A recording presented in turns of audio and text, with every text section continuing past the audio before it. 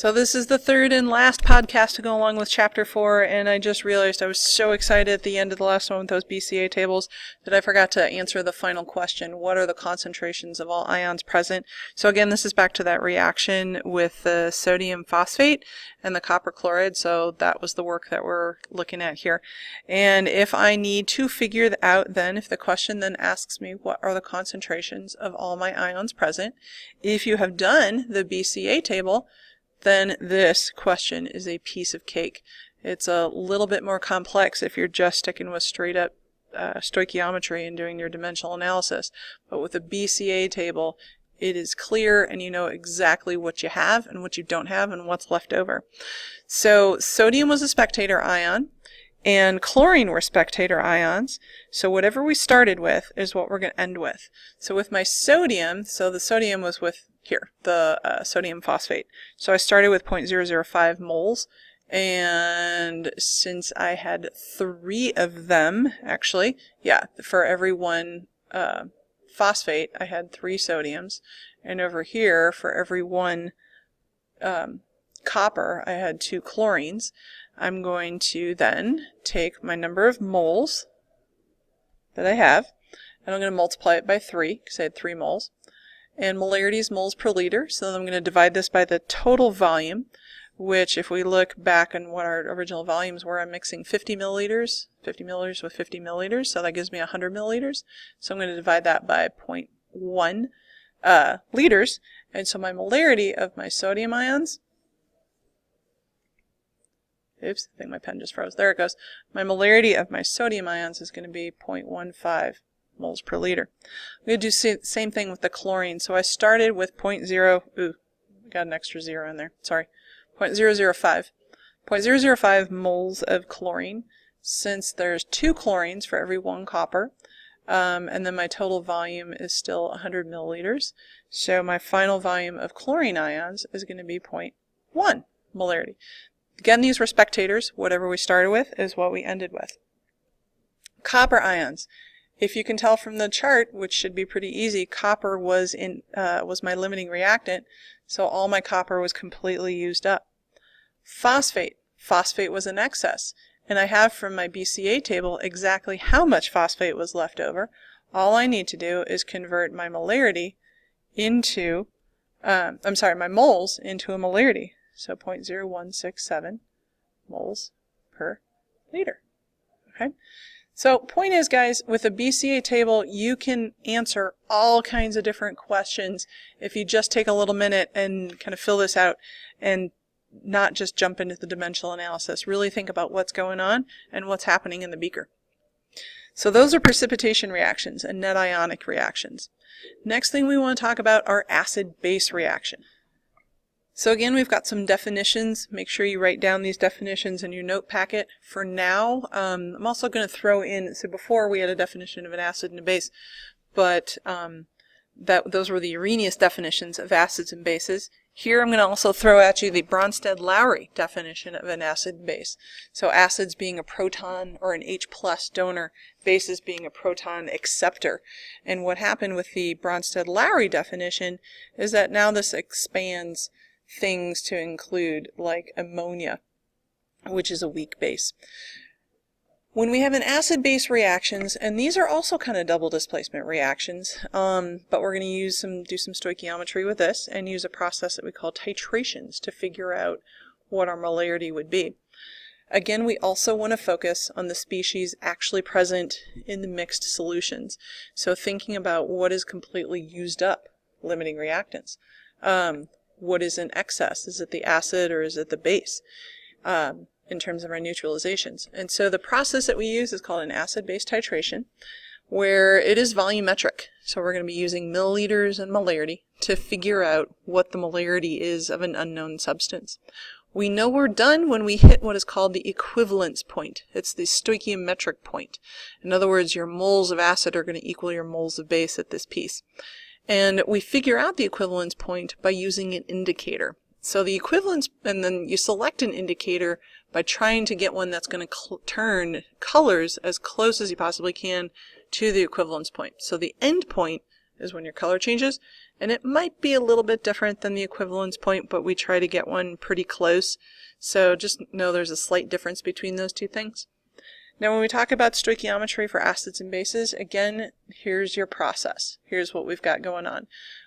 You could do either dimensional analysis, but I would again encourage you to try a BCA table. But for this round, I'm just going to do some dimensional analysis so you can kind of see that piece as well, how it works. And let's see how this is going to work in terms of figuring out molarity of an acid. 20 milliliters of 0.25 molar NaOH is titrated with 23.2 milliliters of acetic acid to the phenolphthalein endpoint. So in other words, the indicator turned pink. What is the concentration of the acetic acid? Rule number 1 of stoichiometry, always start by writing your equation. Now for this particular, for acids and bases reactions, I'm not going to write a net ionic reaction right now because we're not creating a precipitate. It's a double displacement reaction, but there is no precipitate. So if we look at what we've got here, we've got two aqueous solutions, sodium hydroxide and acetic acid, and it creates sodium acetate and water, okay, liquid water. So we'll go over what those net ionic equations look like a little bit later, but for this point it's not going to be useful to put it into a net ionic equation, so I'm just going to leave it as is. Now what do we have? Well, I know I've got 20 milliliters of this stuff, and I know the molarity is 0.25. Okay. And sometimes with stoichiometry, if you're working with a whole lot of different things, just kind of organizing your thoughts of what you have and what you're trying to figure out is kind of useful. So I've got a volume and a molarity of this stuff. I have a volume, and I'm going to solve for the molarity of the acid. So how do I do that? First of all, make sure you've got your balance equation. So we're good there. I'm going to start with my base. I know how much base I have. I have 20 milliliters of base. I know the molarity of it, but first thing I need to do is convert that into liters. Oops, milliliters, 1 liter. And use this to figure out how many moles we have. So molarity is moles per liter, so 0.25 moles for every 1 liter. So right now, I've got moles of sodium hydroxide. In order to figure out the concentration of my acid, I'm going to have to do a little stoichiometry. Moles of what you want over moles of what you have. Moles of my acid, so I'm getting this from my balanced chemical equation, over moles of my base. And now this is going to give me how many moles of my acid I have. So now to get to my volume, I'm going to put in my milliliters here, but I'm going to put my milliliters in liters because molarity is in liters. Ta-da! Done. So all you need is moles of your base, which is what you did here. It's a 1-to-1 ratio, so that works. And then figure out your volume of your acid. So now I know my concentration. Let's try another one. Titrating NaOH with phosphoric acid, and this time I want to know the concentration of the phosphoric acid. So first let's start off by writing my balanced equation. Trust me, there's a 3 in there. I just already have it worked out and I'm copying my notes. So there we go. Okay, so I'm going to double displacement reaction, sodium phosphate and water. Okay, so same sort of thing. What do we have? I know I've got 10 milliliters of 0.5 molar HCl. I'm not HCl, NaOH. And it took 23.2 milliliters of acid to titrate it. And I want to know what the concentration is. Concentration, molarity, we usually use these little brackets to kind of delineate that. All right, first step, I got to figure out how many moles of NaOH it's going to take. So I'm going to convert my liters, my milliliters into liters. Then I need to use my molarity to figure out how many moles that would be. 0.50 moles over 1 liter. Now it's not a nice 1-to-1 ratio here, it's a 3-to-1 ratio. Every 1 mole of phosphoric acid takes 3 moles of sodium hydroxide. Okay, so that's going to tell me how many moles of acid I have. Now to turn that back into molarity, I'm going to divide that number by the volume of the base that I used. Milliliters. Liters! There we go. Okay.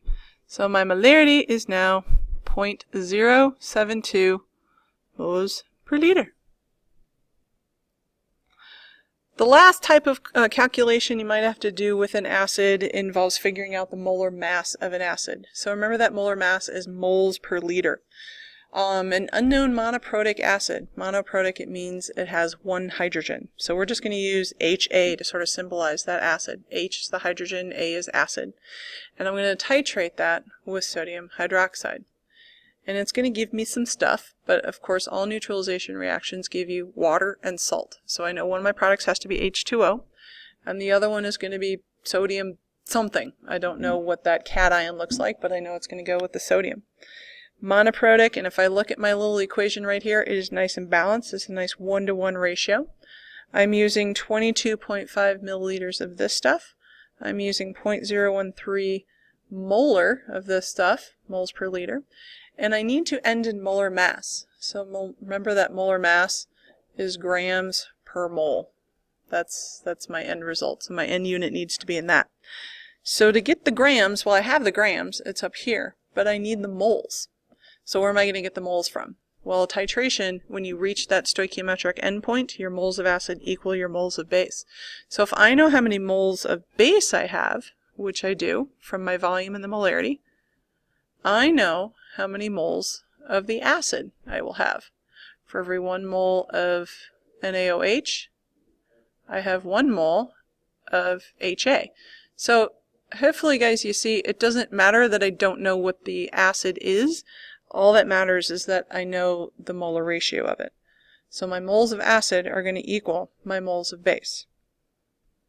Moles of HA. So now I know how many moles I have. Molar mass is grams per mole. So to figure out the molar mass, all I have to do is divide my grams of the acid that I used divided by the moles of the acid. 3. Wow, I cannot write anymore. Moles. Okay, so this gives me an acid with a molar mass of 226 grams per mole. Cool. Those are acid-base reactions, and we'll be doing some labs kind of practicing that particular stoichiometry, but just kind of keep in mind the basic pattern is like a double displacement reaction, and you end up with water and salt. The last type of reaction I want to talk about are redox reactions. So synthesis, decomposition, combustion, a lot of those are actually what we call a redox reaction. To figure out whether something is a redox reaction or not, then it's a transfer of electrons. That's what a redox. Redox is just short for oxidation reduction. If there are electrons being transferred, something losing electrons, something gaining electrons, then it is a redox reaction. So here are the rules. And the more you practice them, the more they'll just kind of become second nature to you.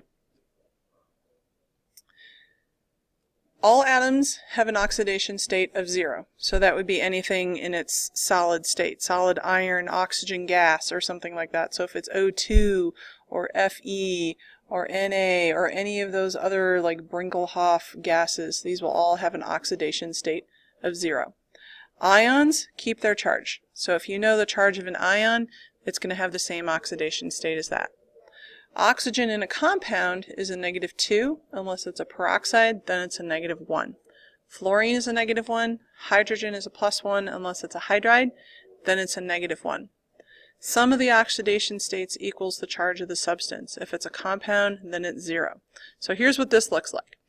What you're going to first have to do before we can figure out if it's a redox reaction is assign oxidation numbers to all the elements in a compound. So we're going to use these rules. Oxygen, we know that oxygen is going to be a -2 because it's oxygen in a compound. Keep that in mind. Compound, that's key. Oxygen is a -2. I don't have a rule for the phosphorus here, so I'm going to kind of work backwards. In other words, my rule number 6 kind of comes into play because the sum of all the oxidation states equals the charge of a substance. So if it's a compound, it equals 0. That means if I add up the oxidation states for the 2 phosphorus and the 5 oxygens, it has to equal 0. So I have 5 oxygens, each one with a -2. When I add those things together, so that's a total of a -10. So think -10. When I add that to the phosphorus, each phosphorus, there's 2 of them. So something times 2 plus a negative 10 has to equal 0. So that tells me that phosphorus has to be a plus 5.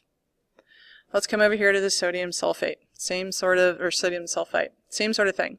I know each oxygen is going to be a negative 2. So from our rules, we know that oxygen has a negative 2. So that means each oxygen atom has an oxidation state of a negative 2. So then we look and see what do we have other rules for. We don't have a rule for sulfur, so we're going to skip that one. We're going to come back to that one later.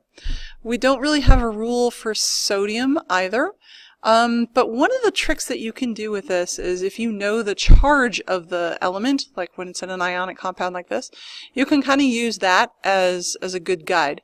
So if you know the charge of the cation, you can use that as a guide for what the oxidation state would be. So each sodium has a plus 1. So now we need to figure out what sulfur is. So I'm going to go by rule number 6. Sum of the oxidation states equals charge of the substance. If it's a compound, then it's 0. So I need to figure out what sulfur is. Each sodium has a plus 1. So I'm going to do 2 times positive 1. That's a plus 1. And I'm going to add to that whatever sulfur is. And then oxygen, so there's 3 of them, and each oxygen, again, so each oxygen has a negative 6. So if I look at this, so we got a positive 2 plus X plus a negative 6. So whatever sulfur is has to make this equation equal 0.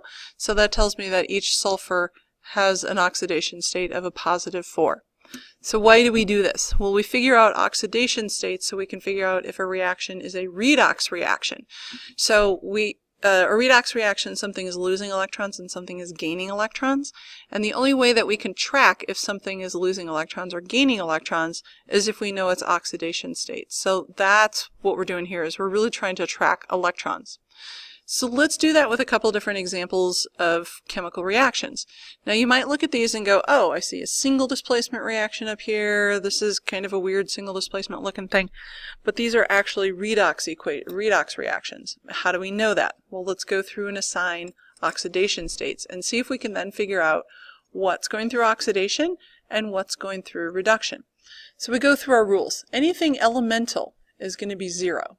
So anything that you have a solid metal like aluminum and copper is going to be 0. I also know that each oxygen has an oxidation state of a negative 2. And this is usually what I do. I write the oxidation states on the top of the compound.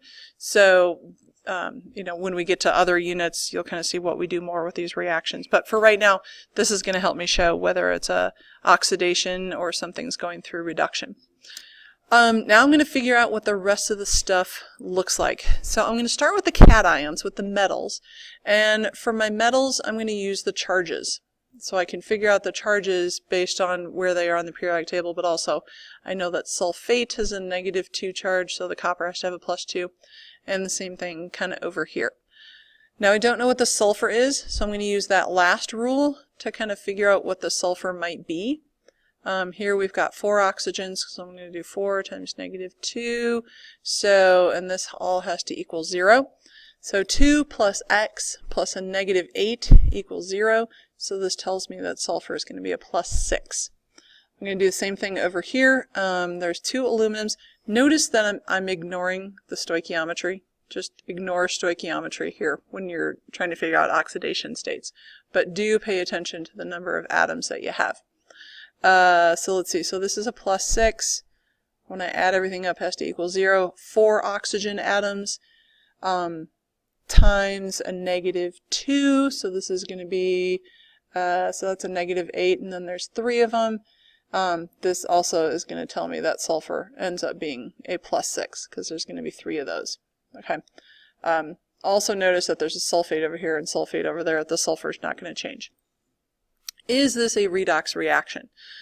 Well, if it's a redox reaction, something is going to be losing electrons and something is going to be gaining electrons. So I'm going to draw some lines so you can kind of see what is changing numbers. Notice that the sulfur did not change its oxidation state and that the oxygen did not change its oxidation state. But the aluminum went from a 0 to a plus 3. And if we go back to this little picture, We say that something is being oxidized if it loses electrons. In other words, it's becoming more positive. And it's going through reduction if something gains electrons. So it's becoming more negative. An easy way to kind of remember the difference between oxidizing and reducing, what happens when, is I use this little phrase, and you'll see it in your textbook, LEO and GR. LEO is loss of electrons. Loss of electrons is oxidation. I can't spell electrons anymore. GR, gain of electrons. Seriously, cannot spell electrons. There we go. Gain of electrons is reduction. GR.